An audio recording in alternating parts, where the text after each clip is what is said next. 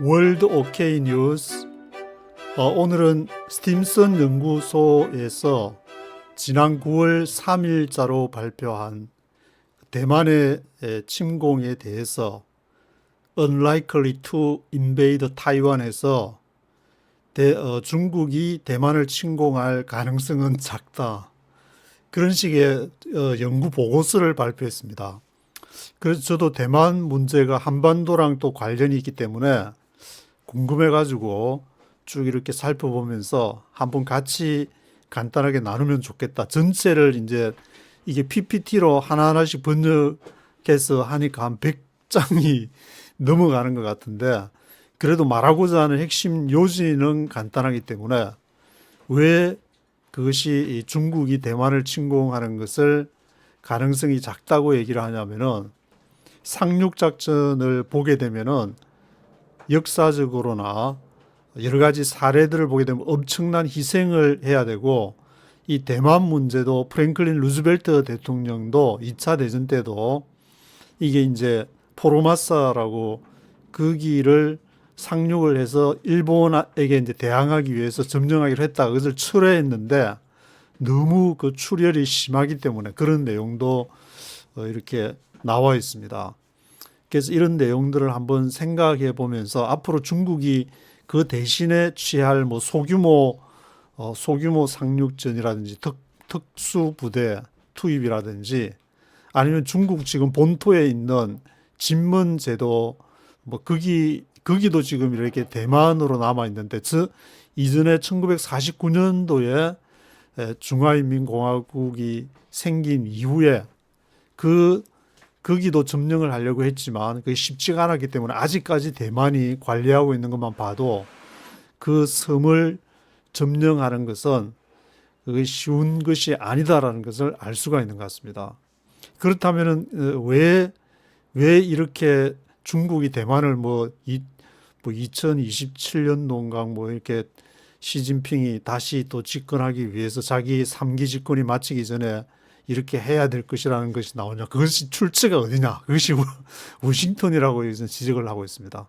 그러면서 대만 문제를 거론하는 이유는, 이것을 거론해가지고 이제 1조 달러 국방비 증액을 해야 되는데, 다른 뭐 아프가니스탄 뭐 부속 침공해야 되는데 국방비 올려달라 할 수가 없으니까 이것으로 국방비 1조 달러 증액이 곧 이제 그것이 오를 것인데, 화두에 오르게 될 것인데, 그래서 대만 문제를 띄우는 것이고, 그것이 이제 뭐 대규모 상륙 작전을 해가지고는 그것이 도무지 성산이 없는 문제를 이렇게 거론하는 이유가 바로 미국의 워싱턴 정가에서 국방비 증액이다.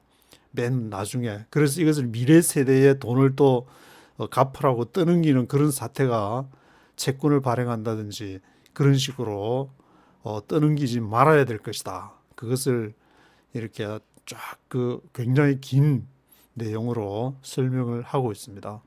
그래서 스팀슨 연구소는 위치가 어디냐면은, 여기가 이제 백악관이 여기 있으면은 여기서 쭉 그 커네티컷 애버뉴로 올라가면은 여기가 이제 스팀슨 연구소, 빨간 네모가 긴 네모가 K 스트리트, 그 로비 활동하는 단체들이나 사람들이 많이 거주하고 있는 K 스트리트를 사이에 두고 그 위쪽으로 스팀슨 연구소가 위치해 있습니다.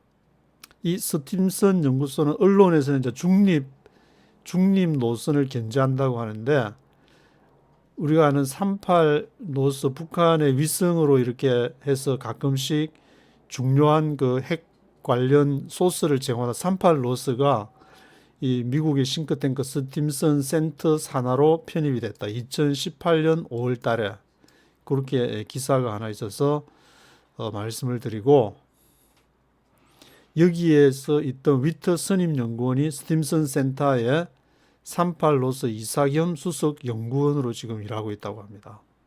그리고 이 글을 쓰신 분이 이제 세 분이서 글을 쓰셨는데, 여기 디 그레지어라는 이분이랑 또 이분 제이시 벤저라는 분하고 또 이 여자분 머롤린스라는 이 세 사람이 있어 글을 쓰게 됐는데 이분의 이력을 잠시 보면은 어느 분이 이제 썼는지 보면 성향을 알 수가 있으니까 2015년부터 24년까지 정부 감독 프로젝터 선임 국방정책연구원에서 10년 정도 정부가 감독하는 프로젝트를 했으니까 아주 속속들이 잘 아시는 분 같은데, 중국 위협에 대한 그런 책도 기록하고 아프가니스탄이 아이젠하우의 오름을 증명했다.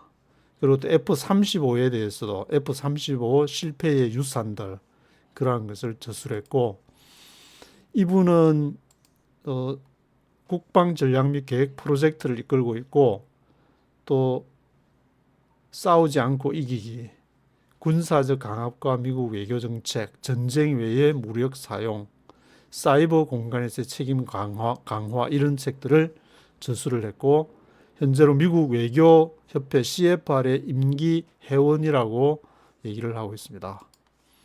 그리고 이 여자분께서는 국방전략 및 계획팀의 연구원이면서 미국 대전략재고팀이라 그러고, 현재도 미중 무역 전쟁의 영향을 조사하는 연구 프로젝트를 이끌고 있다고 합니다. 그래서 쭉 보시면 샌디에고 캘리포니아 대학교에서 국제정책 및 전략대학원, 중국 경제 및 정치학 석사학위, 그리고 파이썬과 데이터 관리 분야 자격증도 보유하고 있고, 1대1로 구상이 인도네시아와 나이지리아의 경제 및 중국에 대한 여론에 미치는 영향, 이 컴퓨터에 대한 자격증도 가지고 있고, 아리따운 여자를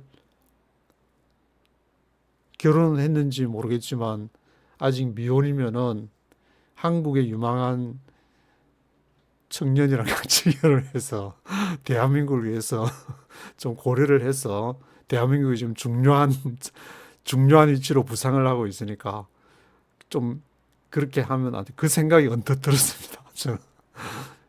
그리고 미국 외교협회 청년 전문가 브리핑 시리즈 참가자라고 그렇게 얘기를 하고 있습니다. 그래서 이게 뭐 파워포인트, PPT 100장 정도 되는 거를 다 할 수는 없고 하니까 간단하게 보고 이렇게 아웃라인만 한번 지적을 해드리면은, 맨 먼저 이제 그 서론을 말하기 전에 핵 문제를 벌써 이렇게 언급을 하고 있습니다.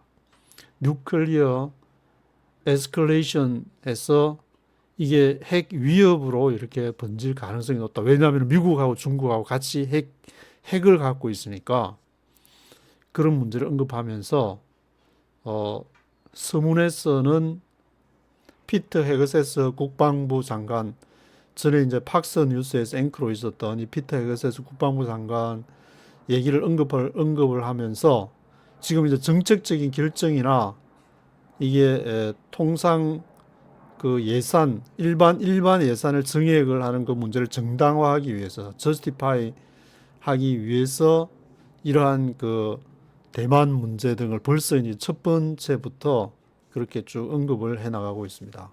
그래서 대만 문제가 위험한 걸로 한 4가지를 먼저 서론에서 언급을 하는데, 이게 이제 핵 문제의 위험에 대해서 얘기하고, 정치적인 그 갬블, 이게 도박에 가까운 그런 성향이 있기 때문에 그런 문제도 언급을 하고 있습니다. 그리고 세 번째가 경제가 폭망한다. 이걸로 해가지고 뭐 이 1,000명, 2,000명 투입을 해서 희생이 되는 그런 문제가 아니기 때문에 경제 자체에 엄청난 영향을 초래하고, 그리고 아퍼레이셔널 나이트메어, 작전이 완전 악몽이다. 악몽 같은 그런 작전을 수행을 해야 되는, 저도 뭐 동해안에서 32개월 동안 상병이 있다가 이제 하사 또 분대장으로 절반을 그렇게 동해안에서 보냈는데, 가글을 한번 끼면은 그 동해안이 환하게 낮처럼 보이는, 아무리 깜깜한 검은 밤이라도 약간의 빛만 있으면 보이기 때문에 대규모로 공격한다는 것은, 저는 뭐 이걸 읽으니까 금방 대본에 확 와닿던데, 그때가 80년대 중반을 넘어가는 시기였는데도 그 정도 장비로 가글로 그렇게 환하게 보일 수 있는데 지금은 첨단 장비들이 발달돼 있어 가지고 엄청난 뭐 많은 선박과 선박에다가 탱크나 장갑차를 싣고 와서 그렇게 상륙 작전을 한다는 것은 이것은 자살행위나 다름없는데 그걸 중국이 그거를 다 알면서 할 리가 만무하다는 생각이 들어요. 저도 이제 군대에 있었던 사람으로서 한 사람의 군인으로서 생각해 보면은 그 무모한 일은 할 리가 없는데 왜 그러면은 27년에 전쟁이 일어난다고 하냐?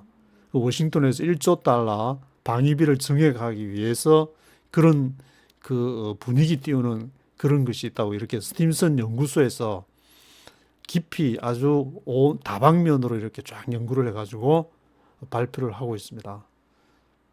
아주 막 사례도 이렇게 많이 들면서 이 전쟁이 이제 마치 이렇게 중국이 타이완을 침공하는 것은 2차 대전 때에 그 풀다 갭으로 독일의 풀다 갭이라고 하는 이런 그 지역을 통과해가지고 엄청난 손실을 희생을 입게 된 그런 데와 같아. 풀다 갭과 그 자살골을 넣는 거나 마찬가지다. 그래서 스팀슨 연구소에서는 요 소제목을 이제 하나씩 달면서 PRC Considerations 이런 인민공화국 People's Republic of China 중화인민공화국인데 PRC에서 고려하는 그러한 것들을 쭉 어떤 것들을 지금 생각하고 있냐. 하나의 이제 단 하나의 중국밖에 없다. 대만이 이제 분리한다거나 중국이 딱 그걸 정해놓은 게 당규정으로 정해놓은 게 분리하거나 독립하려고 할 때는 우리 가만히 둘 수가 없다. 그런 얘기들을 이렇게 쭉 하고 있습니다. 그리고 침공을 할 경우에 이제 경제적으로 비용이 얼마나 들고 얼마를 치러야 되는가 그런 문제들. 그래서 2020년에서 21년에 그 서베이를 조사를 이렇게 쭉 해보니까 이것이 장난이 아니다. 뭐 그런 내용. 그래서 너무 비용을 많이 치러야 되기 때문에 중국이 여기에 이제 이런 전면적인 공격은 반대를 하면서 이게 2023년부터 2024년까지 그러니까 한 2, 3년 있다가 다시 조사를 했는데 27%가 이런 거 반대하는 데에 4분의 1 이상이 그런 식으로 전면적으로 해서는 안 된다는 그 여론이 중국 내부에서 이렇게 해서 27%나 상승을 했다고 합니다. 그래서 뭐 그 사이에 또 이제 코비드 19이 있어가지고 중국 경제가 뭐 무역 면이나 부동산 문제도 있었기 때문에 물론 그런 영향도 받았지만 또 이 FDI 다른 해외 직접 투자 그런 부분도 이렇게 줄고하기 때문에 대만을 침공하는 데 있어서 경제적인 돈 문제를 빼고 생각을 할 수가 없다. 왜냐하면 그쪽으로 이제 대만 해협으로 대한민국도 무역을 하게 되면은 그 거리로 이렇게 해서 수에즈 운하를 통해서 유럽으로 물건을 팔고 이렇게 하는데 그쪽에서 뭐 전쟁이 나거나 하면은 그게 봉쇄가 돼버리면은 지금 뭐 북극 항로가 열린 것도 아니고 하기 때문에 이렇게 수출을 못 해가지고 먹고 살지를 못하는데 그렇게 수출을 한 게 중국만 하더라도 수출이 3조 4,100만 달러, 3조 4,100만 달러의 상품을 거리로 수출을 했는데 그거를 침공을 해가지고 그거를 스스로 자살골을 넣을 이유가 있을까 중국이 그런 얘기하고 이 3조 4,100만 달러에는 1,230억 달러 이거는 포함을 하지를 않은 근데도 이렇게 어마무시한 그러한 홍콩에서부터 이제 1,230억 달러 이거는 포함하지도 않았는데 이 어마무시한 게 있는데 일로 수출을 못하도록 자기 스스로 대만을 침공할 리가 있겠냐 그런 얘기들을 하고 있습니다. 왜냐하면은 여기 이제 그때 2021년도에 6일 동안 수에즈 운하가 배가 이렇게 막혀가지고 에버 기본호 이게 카고십이 막힌 적이 있는데 그때만 일주일 동안만 해도 730억 달러 손해가 이렇게 입혔는데 그걸 할 리가 없다. 엄청난 지금 돈이 날마다 이게 날아가는 걸 보고 누구 좋아라고 이런 걸 하겠냐. 좋아할 나라는 딱 한 나라밖에 없는데 그렇게 할 리가 없다. 그런 얘기들을 하고 있습니다. 거기가 이제 봉쇄되면 뭐 푸드 시큐리티, 식량 안보. 이게 지구상에서 이제 큰 전쟁이 나면 살아남을 나라는 두 개밖에 없다고 하는데 미국하고 러시아. 왜냐하면 두 나라는 식량과 에너지를 자급자족할 수 있으니까 살아남고 중국도 식량이나 에너지를 자급자족을 할 수 없으니까 그래서 미국에서는 뭐 식량 이게 소이빈 콩 그 같은 거를 이렇게 미국에서 전에 이제 안 사고 중국이 이제 지금 브라질로부터 구입을 하고 있는데 이번에 또 트럼프는 시진핑한테 우리 콩 좀 사줘 그런 식으로 얘기를 했다는 그리고 또 하나 중국이 대만을 향해서 전면 공격할 수 없다는 그 근거 중에 하나가 디모그래픽 인구 문제를 얘기하는데 중국은 그동안에 1976년부터 2015년까지 그러니까 2013년부터 시진핑이 최고 지도자 자리에 올랐으니까 시진핑이 되고 난 이후에는 이게 한 자녀 정책이 있었는데 시진핑 이후에 한 자녀 정책을 폐기했는데도 불구하고 지금 이제 1.18명 출생률이 1.18명이니까 중국의 그 저출산 고령화 이것도 거의 뭐 한국만큼 심각한 문제라고 볼 수 있는데 여기에서 이 19세 이상이 이제 저 군인이니까 얘들이 가서 군인이 한 사람이 죽게 되면은 다 이렇게 사대가 끊기게 된다. 그런 얘기를 지금 하고 있습니다. 그래서 자기 집안이 다 끊기게 되는데 그거를 할렐루야 하면서 이렇게 두 손 들고 대만을 우리 중화인민공화국을 위해서 대만을 침공해야 된다고 환영할 사람이 누가 있겠냐 그런 식의 얘기들을 하고 있습니다. 설사 이제 중국이 대만을 침공해서 이긴다 하더라도 그것은 피에릭 빅토리 해가지고 통상 이제 피로스의 승리라고 하는데 이겼긴 이겼지만 엄청난 피해를 보고 이긴 그런 상황이 되기 때문에 시진핑조차도 2019년 연설에서 Chinese don't fight Chinese. 중국은 중국인은 중국인과 싸우지 않는다. 그렇게 얘기를 했다고 강조하고 있습니다. 그 이제 연설문 내용 그것을 쭉 얘기를 하면서 중국인은 Chinese don't fight Chinese. 그렇지만 중국이 이제 취하고 있는 것이 일국 양제, one country, two systems 이런 프레임워크를 취하고 있는데 타이완 사람은 여기에 대해서 어떤 생각을 가지고 있냐? 2019년 거기 이제 여론조사에 따르면은 88.7%의 사람들이 일국 양제의 그 프레임워크에 대해서는 반대를 한다고 그렇게 얘기를 하고 있습니다.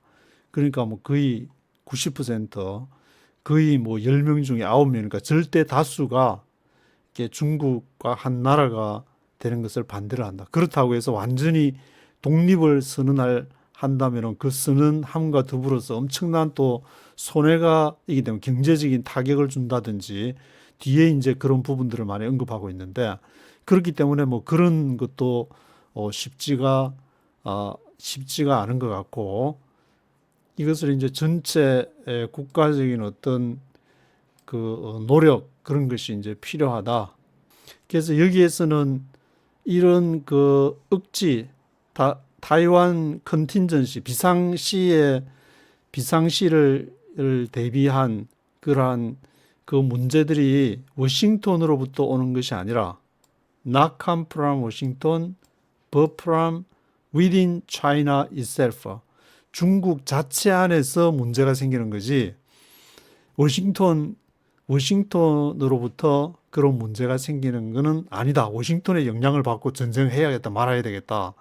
그런 결정이 아니라 중국 안에 내부의 문제로서 진행이 되고 있다는 점을 강조를 하고 있습니다. 그래서 이제 이 지정학적인 그 문제가 중요하니까 이런 것이 이제 어떻게 형성이 되어 있는지 그 쭉 지정학적인 그런 문제를 설명을 하고 있습니다. 간단하게 얘기를 하면은 이 타이완의 이제 전체 지형 중에서 60%가 산악 지형으로 되어 있습니다. 뒤에도 뭐 나오니까 이렇게 보시면서 그 산악 지형이 이렇게 상륙 작전에서 성공을 해도 문제지만 가장 문제는 그 타이완 해협을 이제 이렇게 건너오는 그 문제, 그런 것을 강조를 하면서 대만하고 중국 대륙하고는 한 80마일 이렇게 떨어져 있지만 이 대만 전체로 남북으로 이렇게 쭉 보면은 245마일, 그리고 이렇게 길이가 245마일 정도 되는 것이고 폭으로 치면은 이제 90마일 정도 되는데, 여기에 이제 산이 얼마나 높으냐면은 13,000피터. 그래서 한라산이 1950m 정도라고 하면은 거의 4,000m 달하니까 한라산 2배 높이에 해당하는 그런 엄청난 산악지대, 깊은 그런 이렇게 골짜기와 더불어서 그런 산악지대가 있기 때문에 그 봉우리가 뭐 200개나 9,800피트가 넘는 그런 봉우리가 200개나 된다고 하니까 우리 한국에 있는 금강산의 그런 벼추가 봉우리는 저리 가라 할 정도로 엄청난 그런 봉우리들이 지금 대만에 지금 형성이 되어 있다고 합니다. 그래서 60% 전체 지형의 60%가 산악 지형이고, 이것은 이제 하이웨이 5번을 쭉 따라가면은 여기서 볼 수 있기 때문에, 여기 이제 타이페이 북쪽에, 대만 북쪽에 타이페이가 있는데 이 5번 도로를 쭉 따라가면 여기 산악지대는 여기만 따라가도 요 밑으로 이제 산악이 길게 쫙 형성이 남북으로 쭉 되어 있는데 5번 도로만 따라가도 어마무시한 계곡이나 그것을 볼 수가 있다. 그렇게 얘기를 하고 있습니다. 대만의 인구는 우리나라 남한이 한 5천만이라 그러면 여기 한 절반 정도에 해당하는 2,400만 정도, 남한의 절반 정도의 인구 2,400만이 이렇게 전체 평지 40% 평지 가운데에 그 2,400만의 절반이 거기 이제 거주를 하고 있다. 그렇게 얘기를 하면서 인구 밀도는 9,575명 평방 스퀘어 킬로미터당 한 10,000명이 안 되는 그런 사람인데, 뉴욕의 인구 밀도가 11,313명이라고 하니까 거의 막 그 뉴욕을 쫓아올 정도로 굉장히 인구 밀도가 높은 그런 상황이고, 여기 이제 지도에 보시면은 탐수이 디스트릭트라고, 탐수이 강이 이제 이렇게 북쪽에서부터 쭉 이렇게 흘러가는데 지류도 있고, 이 사이에 보면은 어느 짜투리 공간이 없이 전부 다 사용을 하고 있고 하는 거 보면 인구 밀도가 얼마나 높은지를 알 수 있다. 그래서 미국의 뭐 상가 같은 경우에는 이제 앞면으로 이렇게 있고 뒷면에는 이렇게 없는데, 여기는 뭐 공간이 되면 옆면 할 것 없이 다 가게나 상가를 해가지고 거기서 다 먹고 살고 있는, 굉장히 인구 밀도가 높아서 짜투리 공간을 다 사용을 하고 있는 것을 볼 수가 있다고 합니다. 근데 앞에서 이제 그 절반의 인구가 평지에 살고 있다 그랬는데, 이게 농지가 2024년에 25만 헥타르, 살농사를 해가지고 25만 헥타르에서 115만 톤의 쌀을 지금 이렇게 생산을 여기서 하고 있는데, 이 중에서 15만 헥타르, 그러니까 전체 25만 헥타르 중에서 3분의 2가 조금 안 되는 15만 헥타르가 일본 사람이 과거에 이렇게 이제 요거는 섬의 남부 지역을 제가 캡처를 했는데 이 지역이 이 가장 많은 농토가 있는데 15만 전체 25만 헥타르 중에서 15만 헥타르가 요쪽 지역에 그렇게 있다고 합니다. 이게 이제 치아이 카운티하고 그다음에 타이난이라는 곳에 치아이하고 타이난이라는 요 평야에 거의 전체 25만 헥타르 중에 15만 헥타르가 차지하고 있고 이러한 이유가 바로 타이완은 아열대 기후이기 때문에 서브 트로피컬 클라이밋이기 때문에 이런 살농사를 굉장히 많이 할 수 있다는 그런 언급을 하고 있습니다. 여기 치아이, 타이난 두 평지가 15만 헥타르. 그리고 스팀슨 연구소에서는 이제 밀리터리 군사적인 부분에 대해서 이제 언급을 하면서 2차 대전 때에 오키나와에 하기 위해서 미국이 어떤 계획을 세우고 있었냐면은 적어도 이제 1400척의 1400척의 군함들이라 해야 되나 전투함들 컴뱃 베슬스 1400척의 그것을 이제 오키나와 섬에다가 하려고 했고 또 1944년에 노르망디 상륙작전에는 7,000척의 그러한 전투함 그것을 동원할 정도로 이렇게 상륙을 한다는 것이 엄청난 전투력이 필요하다는 것을 강조를 하고 있습니다. 그래서 뭐 거기에 이제 뭐 전투기나 해군 뭐 함정이라든지 인공위성이나 이제 사이버 역량이 가능한 그런 것이 있을지라도 그것을 기습 공격은 거의 이렇게 가능성이 낮다. 기습 공격한다는 것은 30년 전에 가글을 끼고 이렇게 동해안을 봐도 동해안이 환하게 보이는 그것을 전부 잠수함으로 들어오는 것도 아니고 배가 다 보이기 때문에 그러면은 발각이 될 경우에는 미사일이 날아갈 것이고 엄청난 희생이 따져야 되니까 그것을 모를 리 없는 중국에서 그런 무모한 짓을 할 리가 없다. 그것을 강조를 하고 있습니다. 그뿐만 아니라 뭐 배가 많이 온 데다 안개나 또 뭐 이렇게 파랑이 있다든지 바람 뭐 여러 가지 해협을 걷는다는 것 자체도 그게 80마일에 달하는 엄청난 거리기 때문에 지도에서 보면은 뭐 짧은 거리 같지만 굉장히 거기서 실제로 건너기는 굉장히 쉽지 않은 거리다. 이것을 이제 2022년도에 러시아가 우크라이나를 공격할 때 그 초창기 때 우크라이나가 러시아 함선 모스크바를 그 두 발의 미사일로 격침을 이렇게 시킨 그런 예를 하면서 이게 쉽지가 않다. 그래서 시웅펑2 미사일 같은 경우는 250km를 날아가는데 지금 대만에서 이 미사일을 쏘면 중국 대륙에까지 도달하기 때문에 중간에 가까운 데 와서는 그냥 날아가는 수가 있다. 그런 식의 얘기를 하고 있습니다. 그래서 만약에 이제 이 상륙을 한다면 Amphibious Operations가 이제 상륙 작전을 말하는데 14개의 가능한 그 상륙 지역이 있는데 크게 나누면 이제 이렇게 두 군데로 오픈 라이스 패디즈는 이제 살농사를 짓는 앞에서 그 남쪽에 25만 헥타르 중에서 15만 헥타르를 차지하는 일본이 농지를 이렇게 엔지니어들이 농지를 만드는 그런 지역.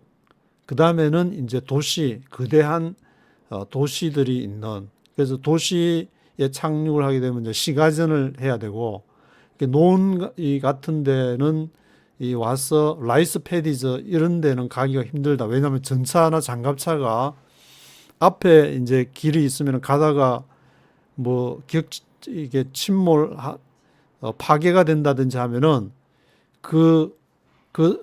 딸 옆으로 피해갈 수 없는 그 길 하나밖에 없기 때문에 논에서 그것이 굉장한 어떤 노력 아주 값비싼 코스털리 인데버라고 했는데 값비싼 그 수고가 따라야 되는 그런 상황이 벌어지게 된다. 그래서 전면 공격은 안 된다.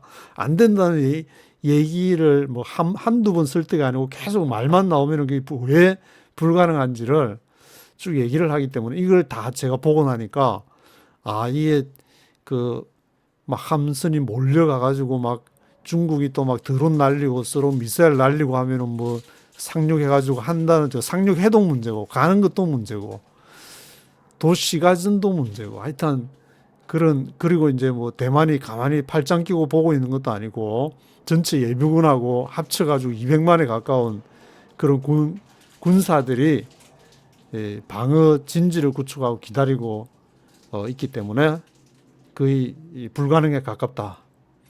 그런 얘기들을 하고 있습니다. 그래서 워싱턴의 이 군사 계획하는 사람들, 워싱턴의 군사 전략가들, 중국의 군사 전략가들이 보는 그 시각이나 그런 것은 다를 수밖에 없다. 근데 중국이 그러면은 이렇게 대만을 침공할 수 있지 않냐? 그것이 중국에서 나오는 것이 아니라 워싱턴에서 나오는 것은 요 스팀슨 연구소에서는 마지막에서 얘기를 강조를 하고 있듯이 1조 달러 국방비 정액 그거를 그 국방비 돈 더 내놔 그 얘기하려고 이렇게 하는 거다. 그것을 강조를 하고 있습니다. 그래서 뭐 하여튼 그 상륙 엠피비어스 아퍼레이션에 성공을 하더라도 상륙 작전 이후에 보면은 이제 탱크가 동고 where it cattails grow 이는 부들이라 그러는데 부들이 자라는 곳에는 탱크가 절대 가지 않는다. 속담도 있는데 군사적인 아마 속담이 있는가 본데 그런 대만의 그런 지형을 설사 상륙에 성공한다 하더라도 진격해서 그걸 한다는 거는 공격한다는 것은 불가능하다. 그리고 이제 라이스 패디즈 이 논이 있는 이쪽 지역도 평야가 있더라도 논으로 돼 있는 그 가로질러서 갈 수 있는 것도 아니고 그 길을 가는 것도 거의 쉽지가 않다. 몽고메리 장군이 이제 그때 1944년 때 이 마켓 가든이라는 아마 작전이 있은 모양인데 이 작전에서 노르망디 거기서 이제 키 브릿지를 통과하면서 얼마나 네덜란드를 통과해가지고 이쪽을 가야 되는데 그것을 지나면서 얼마나 큰 손실을 받는지 얼마나 희생을 당했는지 하이웨이 69라는 데가 있는데 그것을 영국군 병사들은 헬스 하이웨이라고 한다. 69번 도로가 아니고 지옥의 하이웨이다.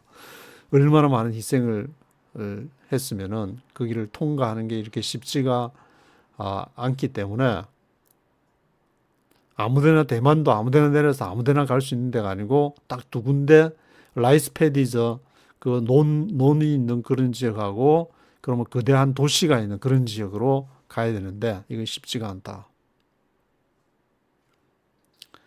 그래서 뭐 이런 인용 그 얘기들을 쭉 하면서 대충 그 개념은 하여튼 그런 식으로 상륙이 쉽지가 않고 상륙하더라도 쉽지가 않고 그래서 또 쉽지가 않은 예로 이 상륙 작전에 엠피비어스 아퍼레이션스의 코즈웨이 작전이라고 옛날 그 2차 대전 때 미국의 군대가 지금은 타이완이라 하지만 그때는 아마 포르모사라고 부르는 모양인데 포르모사를 일본이 그 포르모사를 점령하고 있었는데 이거를 뺏어가지고 하기 위해서 상륙을 계획하다가 이안 톨이라는 이 뭐 군사 해군 전문가라는지 이게 도저히 안 돼. 너무 많은 희생을 치러야 되기 때문에 이 포르모사는 불가능하다. 포르모사로 가는 것은 불가능하다. 그런 얘기들을 하고 있습니다. 왜냐하면 그때 당시에 이제 일본 사람들은 그 포르모사 대만을 지키기 위해서 한 10만 명 이하로 군이 있었는데 여기에 투입되는 그 군이 42만 4,436명. 그 다음에 뭐 배도 4,000척으로 이렇게 가도 승산이 별로 없었기 때문에 그것을 포기한 적이 있었다. 2차 대전 때. 근데 중국이 이제 그런 히스토리나 그걸 다 아는데 그런 걸 희생을 감수하면서 이 아퍼레이션 코즈웨이 작전을 알기 때문에 그 당시 이제 미국의 프랭클린 루즈벨트 대통령이었는데 이런 것을 감행할 리가 없다. 그런 식의 얘기들을 쭉 하고 있습니다.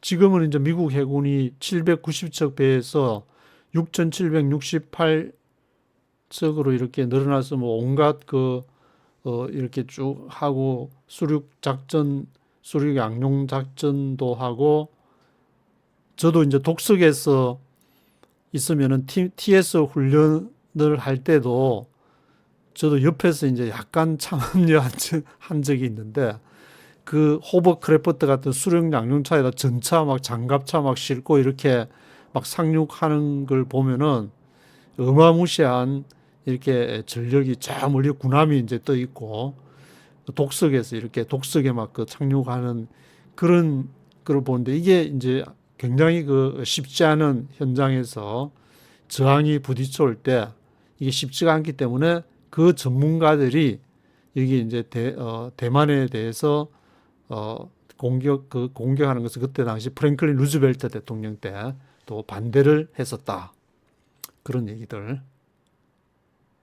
그리고 이 섬을 점령하는 것이 얼마나 어려운지를 얘기하면서 지금 이제 킴먼 아일랜드라고 1마일 여기 지도가 있는데 중국의 여기 이제 푸젠성에 거의 가까이 있으면서 여기 이 섬하고 킴먼 아일랜드 이 두 개를 아직도 대만이 점령하고 있는데 중국이 그때 당시에 이것을 점령하려고 했다가 많은 손실을 보고 여기 바로 붙어 있으니까 뭐 금방 점령하지 않겠나 생각하지만 이것도 쉽지가 않은데 이 큰 대만의 섬을 점령하는 것이 그것은 거의 불가능에 가깝다.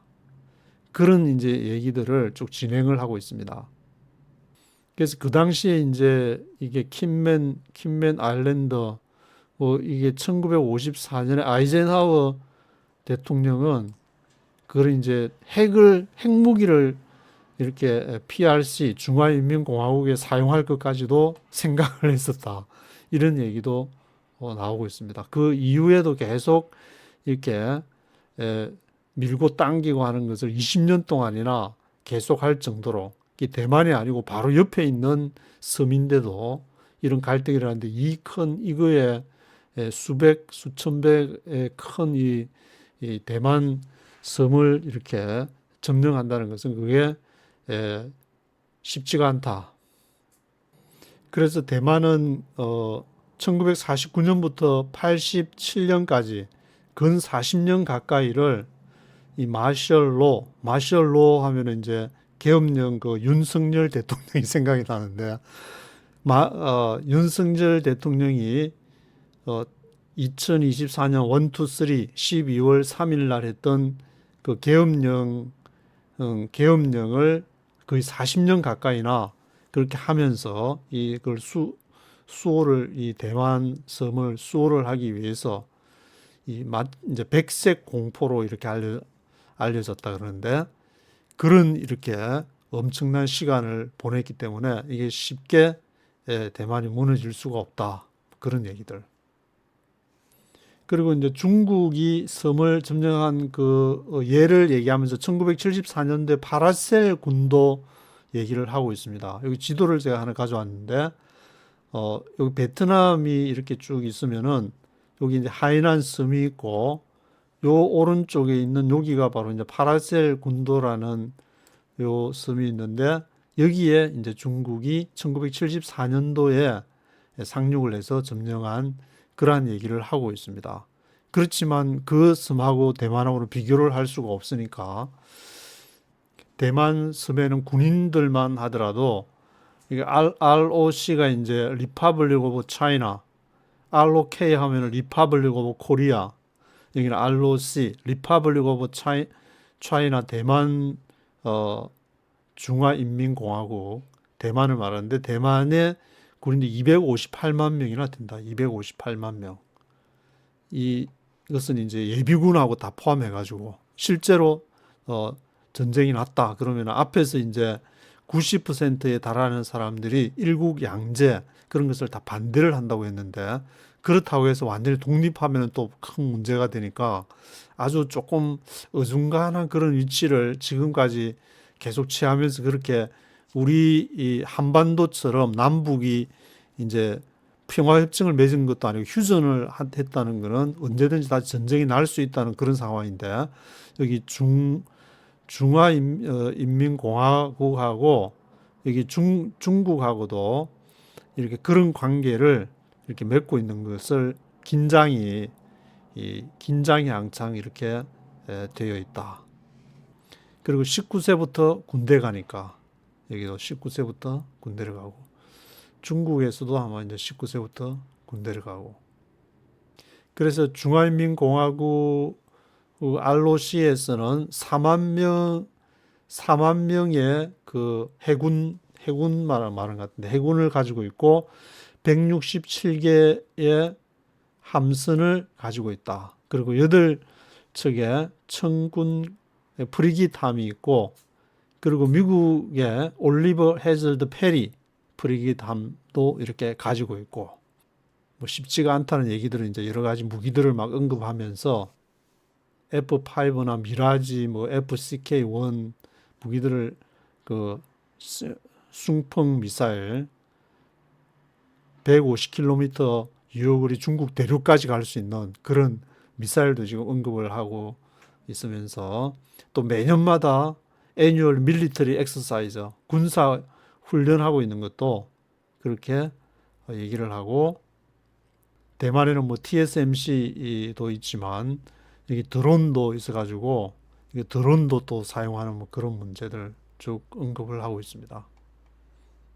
그래서 지금 대만의 지도자는 지난해 2024년 5월에 그 선거에서 당 선출이 된 라이칭더 민진당에서 지금 이제 정권을 잡아서 하고 있는데, 이런 이제 군사적인 뭐 대규모 공격보다 여러 가지 다른 수단을 해서 정치적으로나 경제적인 무역 제재라든지, 왜냐하면 대만에서 엄청난 살을 수출한다든지 뭐 고기를 많이 잡으니까 또 대만에서 만드는 여러 가지 제품들을 수출하고 필수품들을 또 중국에서 이렇게 받기도 하고 하기 때문에 이제 전면적인 침공보다는 거기 가는 이제 필수품을 다 끊어버린다든지 그런 걸로 제재를 할 것이다.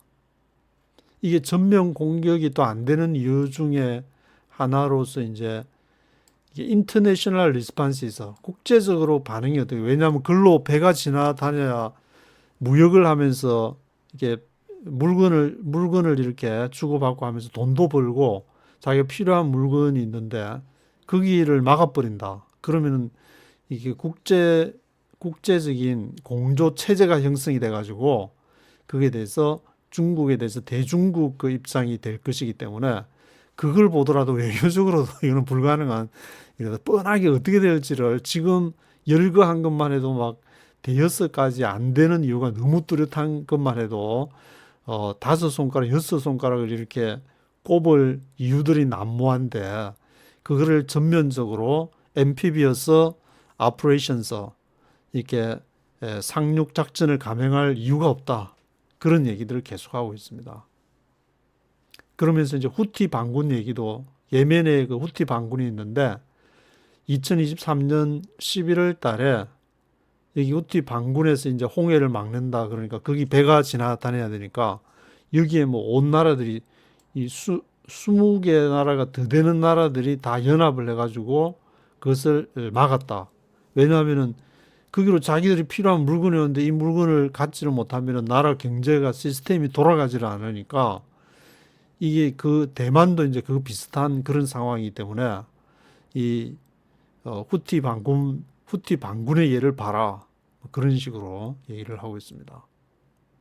이런 문제들이 이제 대만에 걸려 있고, 그래서 미국이 중국하고 그 70년대 이후에 이제 등소평의 개혁, 개방 그 정책에 힘입어 가지고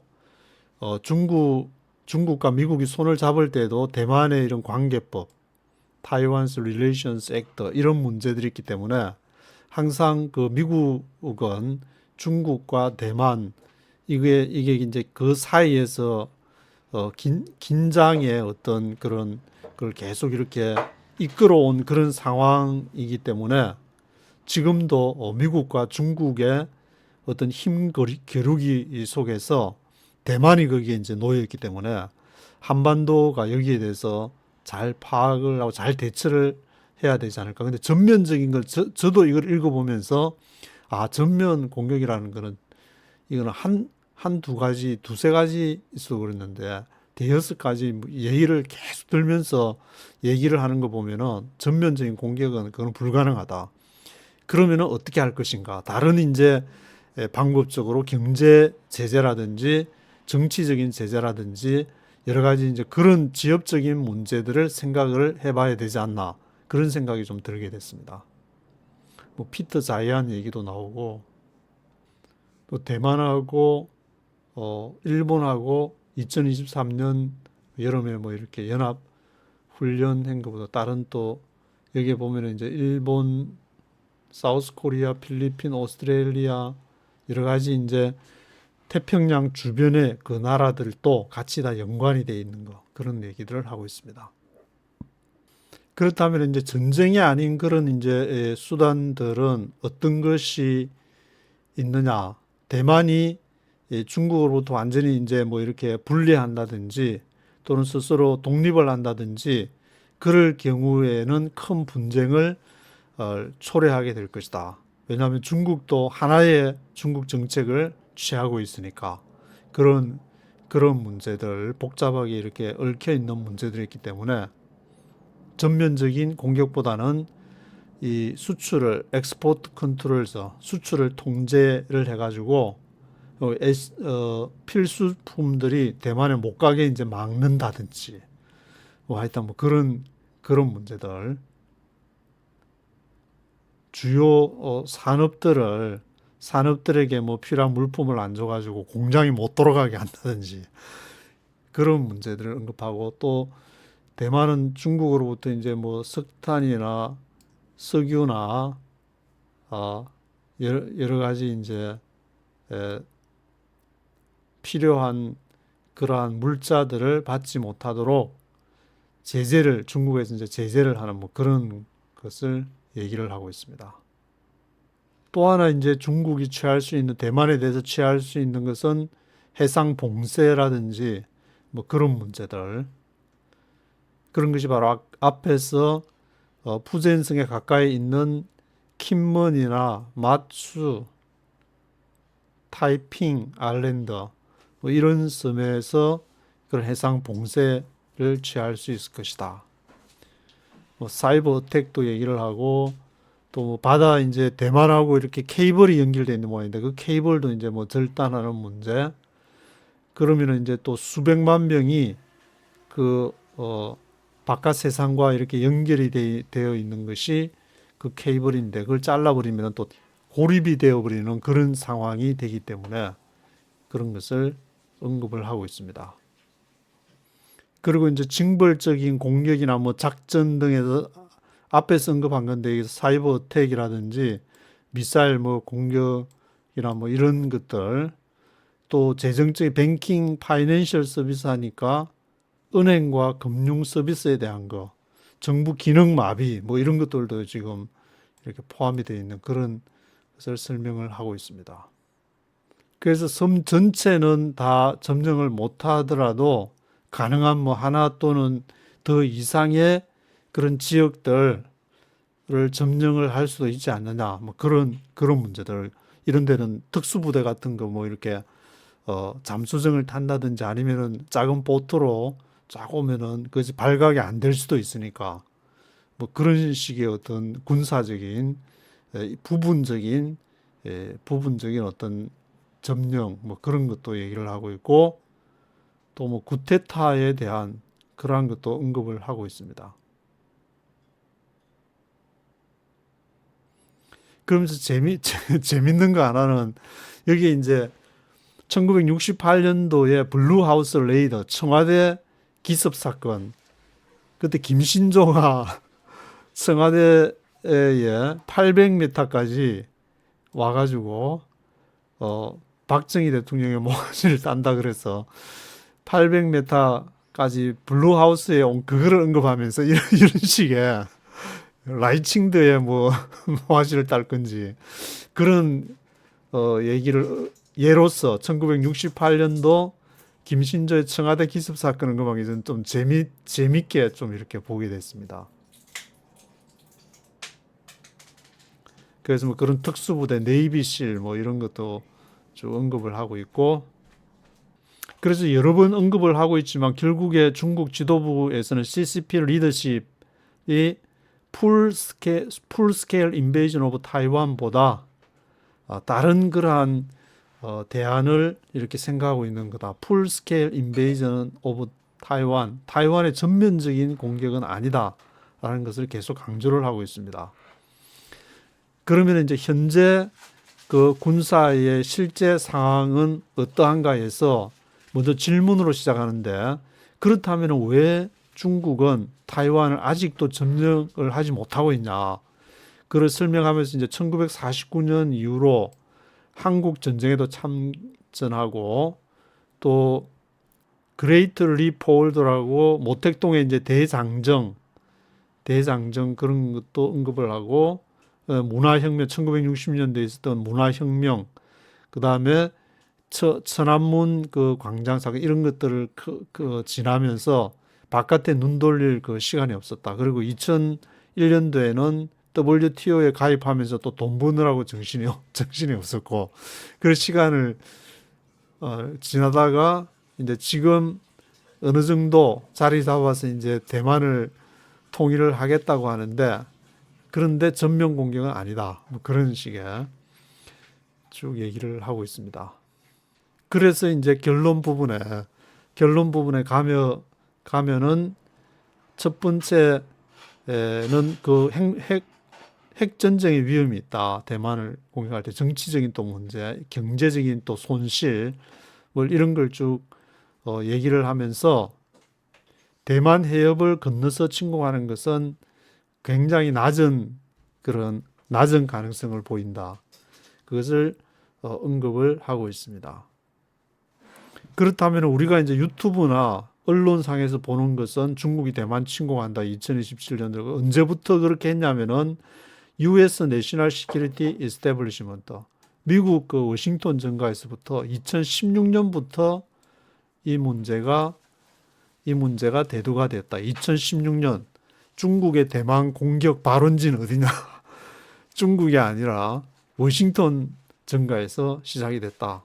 그 얘기를 하면서 미국의 이제 뭐 국방비를 언급하는데, 냉전이 끝난 이후에 1991년도에 소련이 무너지고 냉전이 끝나서 그 이후에 이제 90년대까지는 그래도 어느 정도 이렇게 안정적인 스테이블한 이 국방비가 유지가 됐는데, 그 국방비가 계속 될 수 없다가 나인원런 사태가 이제 날 때 나기 한 몇 달 전에 3, 4개월 전에 제가 뉴욕에 그때 이제 와서 그 나인원런 사를 보고 현장에도 제가 방어선이 그때 이제 세 군데가 있었는데 첫 번째, 두 번째까지 이렇게 가서 안에 상황들을 이렇게 막 보고한 기억이 나, 먼지 속에서 보고한 기억이 나는데, 그 나인원런 사태 이후에 이 국방비가 다시 올라가기 드라마티컬리하게. 근데 테러에 이렇게 쓰겠다고 국방비 올려달라 해놓고 거의 very few of these new weapons, 새로운 무기를 대테러에다가 쓴 거는 거의 없다. 엉뚱한 데가 다 쓰고 돈을 그렇게 엄청나게 국방비를 해가지고 그리고 하나 언급하는 것은 이제 락히드 마틴에서 F-35, 이 돈이 어마무시하게 들어가는 비행기인데 그것이 나인원런 이후에 한 2달도 안 돼가지고 승인이 됐다. F-35 그때 나인원런 안 났으면 승인이 안 됐을 텐데, 그래서 엄청난 그런 국방비, 락히드 마틴의 F-35가 2001년 나이논는 사태 나고 나서 두 달도 안 돼가지고 승인이 났고, 그 많은 국방비를 테러리스트 하는 데는 거의 그 하기 위한 무기는 거의 구입을 안 하고 어디다가 썼는지 모르겠다. 하여튼 그런 얘기들을 제 말이 아니고 스팀슨 연구소에서 하고 있습니다. 그러다가 이제 국방비가 점점 줄어들고 가끔씩 이렇게 TV에 보면 국방비는 늘려야 된다. 그런 것을 이제 국방부 장관이나 그 관련 나와서 이제 얘기를 할 때 그것을 저도 몇 번 들었는데, 그렇게 해도 이제 잘 명분이 없으니까 그 명분 뉴 시나리오가 필요한데, 그것은 아프가니스탄의 뭐 부족 그걸로는 안 되니까 새로운 중국의 대만 침공 이걸로 해가지고 해야 된다는, 그걸로 인해 2016년부터 하고, 제가 기억하기로 2018년도에 여기 허드슨 연구소에서 마이크 펜스 부통령이 그때 트럼프 대통령이 될 때 2016년 말부터 이제 2020년 말까지가 트럼프 1기 시기였는데, 마이크 펜스가 중국을 적으로 규정하는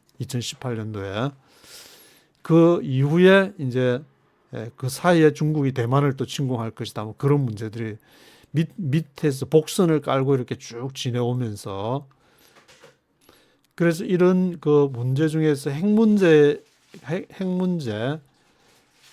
관리 같은 경우에는 앞으로 이제 30년 동안에 1조 7천억 달러 이상의 그런 비용이 들어갈 것이다.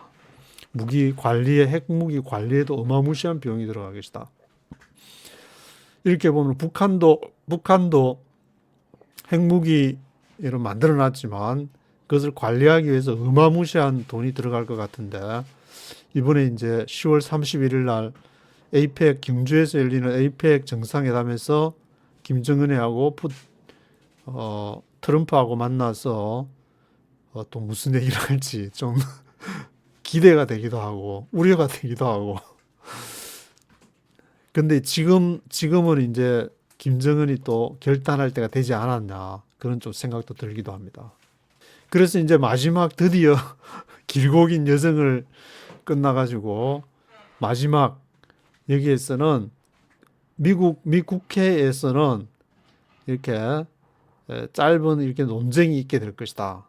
1조 달러의 그런 연간 1조 달러의 국방비 증액을 놓고 이렇게 쇼틀리 디베이팅이 있게 될 것인데, 거기에서 중국이 대만을 이렇게 침공할 것이기 때문에 그런 빌미로 해가지고 더 국방비를 정해가지고 이것을 퓨처 제너레이션, 미래 세대에다가 떠넘기지 말자, 이런 스팀슨 연구소에서는 그런 내용을 아주 길게. 근데 저도 다른 거는 몰랐는데 이걸 읽어보면서 머릿속에 정확하게 하나 남는 거는, 야, 중국 내부에서도 대만을 전면으로 침공하는 거는 전혀 생각을 안 하고 있구나. 근데 이것을 부추기는 데가 베이징이 아니라 워싱턴에서 2016년 어라운드 그때부터 계속 이렇게 하면서 뭔가가 무드를 잡고 있는 것은 워싱턴에서 국방비를 정액을 시키려고 명분을 찾아서 이렇게 분위기를 띄우고 있구나. 그런 내용은 정확하게 와닿게 되었습니다. 오늘은 여기까지 하도록 하겠습니다.